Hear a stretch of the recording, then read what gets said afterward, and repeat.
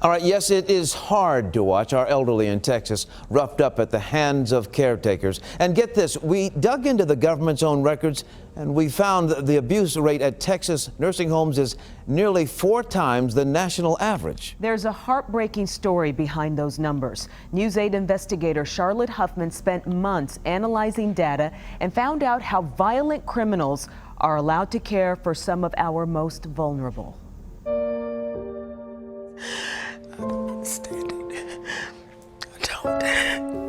These are tears of guilt. Liz Harris has a sister with dementia. She put her in a nursing home where she thought she'd be safe. She was wrong. I'm sorry. So I felt like I would have to do something. An interview she knew would not be easy, but she's telling her family's painful story for one reason. Because I want people to know that this could happen. It could happen to anybody. And you be careful about where you put your loved ones. I haven't had no sun in so long. Oh, yeah? I would like a little sun. Okay, we will do some sun.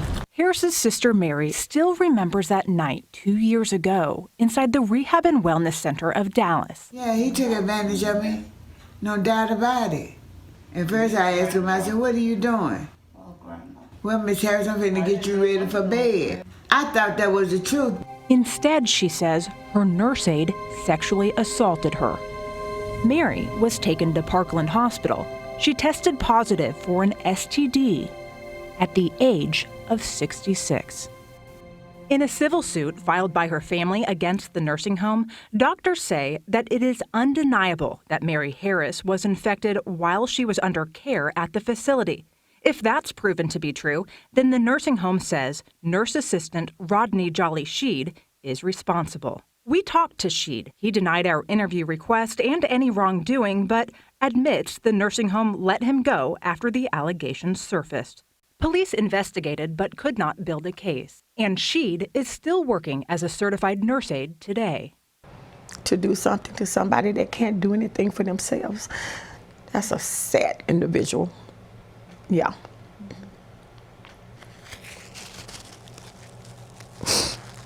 Chandler McCon understands that pain. He placed his mom in the Windsor Nursing and Rehab Center of Duval, where nurse aide Carlos Santa Cruz would care for her, or so he thought.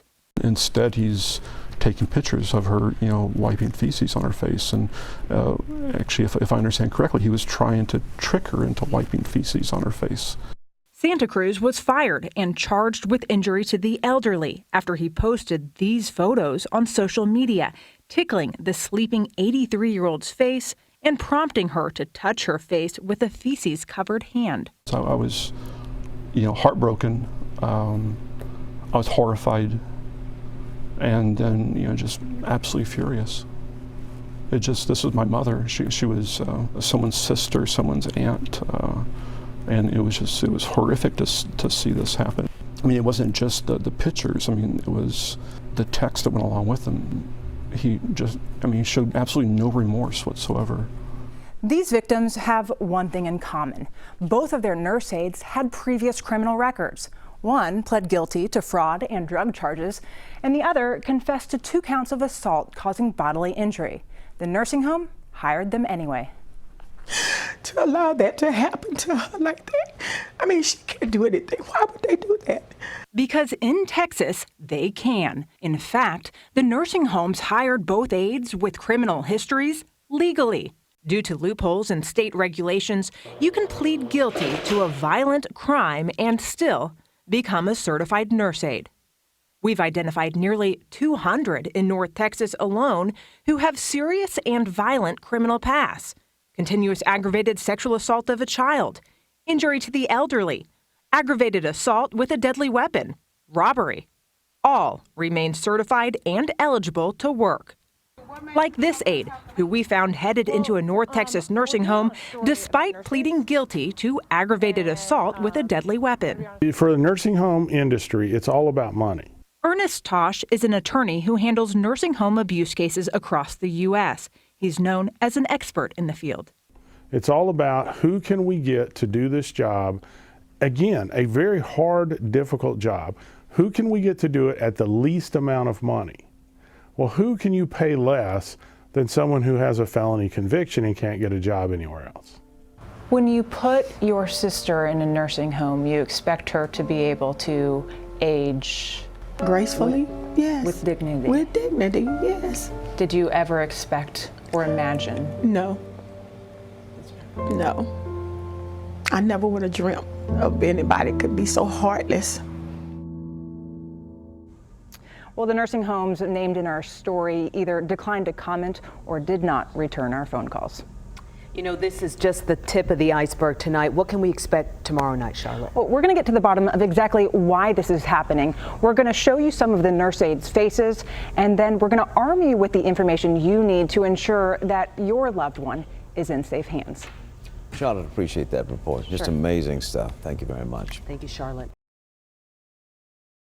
A wake-up call for anyone with a parent or grandparent in Texas. Right now, 92,000 Texans are lying in their nursing home beds, but a News 8 investigation discovered criminals are often the ones left to care for them alone and unsupervised at night. Tonight, investigator Charlotte Huffman digs deeper into an industry putting North Texas seniors in danger and doing it legally. Charlotte? John, we've spent 6 months analyzing records to answer one question. Why do numerous studies consistently rank Texas among the worst in the nation for nursing home abuse? Well, the answer, the system meant to protect our most vulnerable is not working. When you put your loved one in a nursing home, you expect them to be safe. You don't expect them to become victims of sexual assault. I don't understand it. I don't. Our review of federal data uncovered a state with an abuse rate 4 times the national average. These are just 2 of the faces. North Texas grandmothers beaten, battered, bruised inside local nursing homes. One family put its own hidden camera in a room and caught this. Watch this Garland nurse aide yank and pull this 97-year-old woman. Then the sound of a slap. And another one. A second nurse aide is seen hitting her. Somebody help me. Nurse aides who have criminal histories are more likely to commit abuse in a nursing home. That's according to a recent federal report, and that's exactly what our investigation uncovered. Serious crimes that include injury to the elderly, aggravated assault with a deadly weapon, and continuous aggravated sexual assault of a child. But in Texas, it does not matter. Our 6-month analysis of state and criminal records uncovered nearly 200 nurse aides with serious and violent criminal pasts, and that's just in North Texas. God. We showed Courtney Nicolato our findings. God. She's the CEO of the Senior Source, a Dallas nonprofit that paid nearly 5,000 visits to nursing homes last year to ensure residents were free from signs of abuse. Organizations like ours bust our chops every day to make sure that older adults are being protected. We need the entire community to be doing the same. So why is that not happening? Because in Texas, the system to vet nurse aides is riddled with flaws. In order to get a nurse aide certification, the state requires a background check, and if certain crimes, like these, are discovered, the state won't give you a certification. But we found some nurse aides are slipping through the cracks and getting certified even though they should not be. Like Tiffany Simmons, Daniel Badger, and Johnny Lacey. Beth, I want to know how you got certified. I'm calling the police. Get off my property. All 3 were convicted. Robbery, burglary of a habitation, and aggravated robbery with a deadly weapon, crimes that under Texas law should have barred them for life from becoming a nurse aide. Yet they went to prison, got out, and got certified. Then there are people like Corwin Harrison. Okay, what's going on? He had a clean record when he got his certification from the state, but while certified, he was convicted of aggravated assault with a deadly weapon for attacking his girlfriend with a large kitchen knife and trying to choke her. Harrison spent 1.5 years in prison. As soon as he got out, he renewed his certification, and today He's back at work as a nurse aide. The second flaw in the system? The state requires recertification every 2 years, but the state does not require another background check.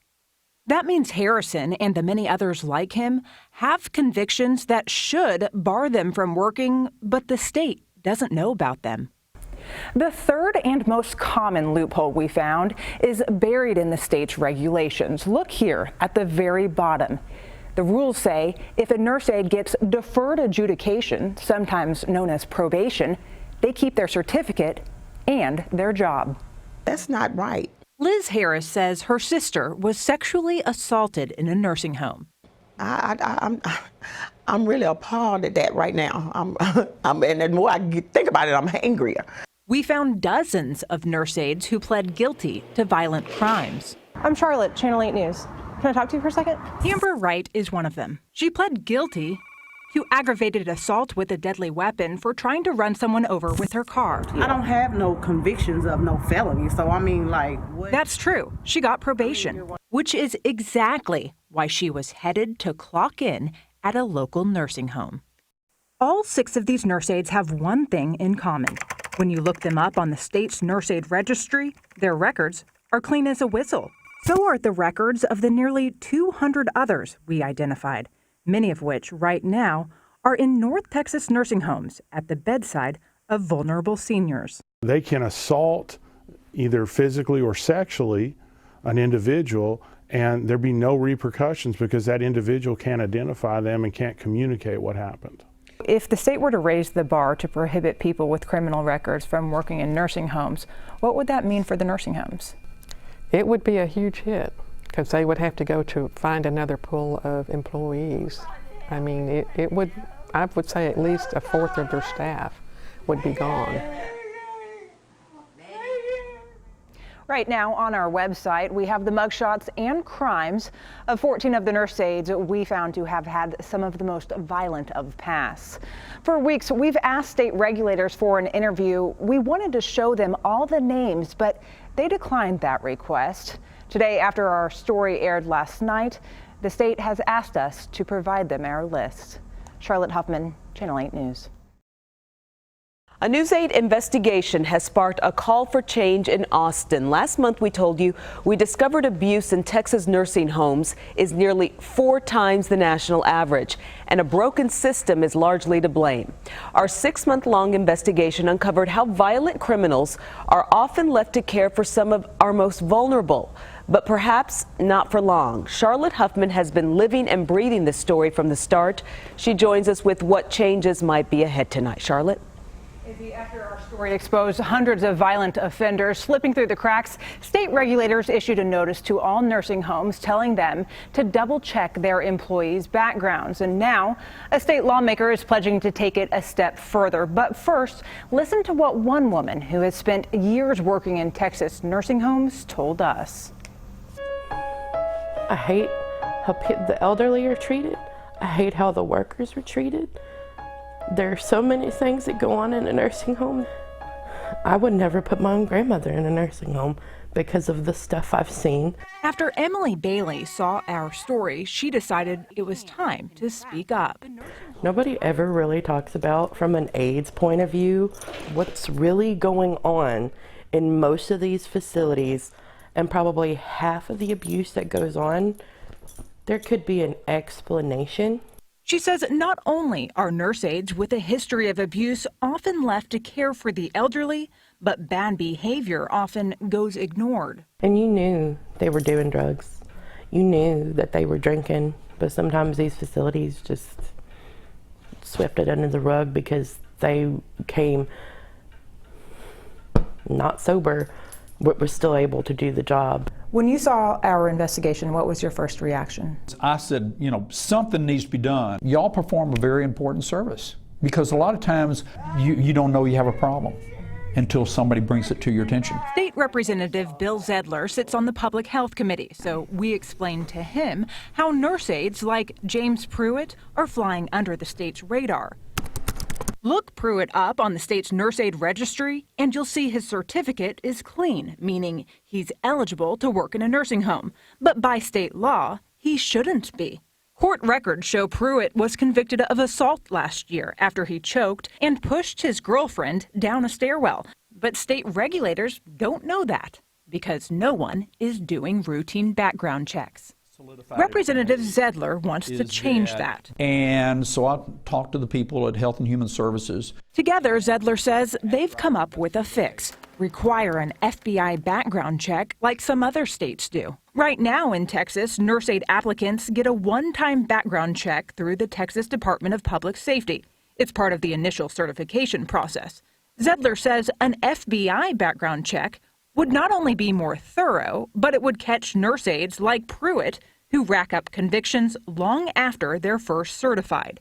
If we do the FBI background investigation, Health and Human Services Department, which handles the certification for nurse aides, would get a monthly printout. Here are the people that violated, the law. So then it would be up to DHHS to look at this paper that they get monthly and see that John or Jane Doe had a conviction that should bar them from certification and then take the steps to revoke that certification. Exactly. See if we had done our... People like Susan Hodges say, not so fast. She's not opposed to stricter background checks, but as a former nursing home administrator who used to hire nurse aides, she says the bar is set low for a reason. Because I do not believe that you can have a employee pool to pull from except that group of people that for some reason can't get a better job. That's the type of people that you're really going to get in this situation. Why? Because the job is tough. We're overworked. We are stressed out mentally. It's dirty. You're basically a certified butt cleaner. You clean up poop, you clean up pee, basically day in and day out. And the pay? Is crap. I'm sorry, but it's crap. Between $8.50 to up to $10 an hour. This all adds up to a job few qualified workers are willing to do. I would rather work at McDonald's instead work as a CNA ever again. And an industry that hires criminals in order to keep their businesses running. Nursing homes have told us, if you raise the bar to the point where people with certain convictions are ineligible, we're not going to be able to staff these facilities. I think we're going to have to look at that. And again, it may be that the state may have to end up putting more money into the program. But again, when you look at what can happen if you don't do this, I think that's one of the fundamental responsibilities of the state. Is it accurate to tell our viewers who have people in nursing homes and are concerned about them and their safety that this will be resolved? Yes, absolutely. This will be resolved. Well, if he can't get the job done through regulatory changes, Zedler says he'll file new legislation next session, and you can bet we'll hold him to it. If the systemic flaws we've exposed remain unfixed, I'll be back here to tell you who and what is standing in the way. Charlotte Huffman, Channel 8 News. All right, Charlotte, thank you.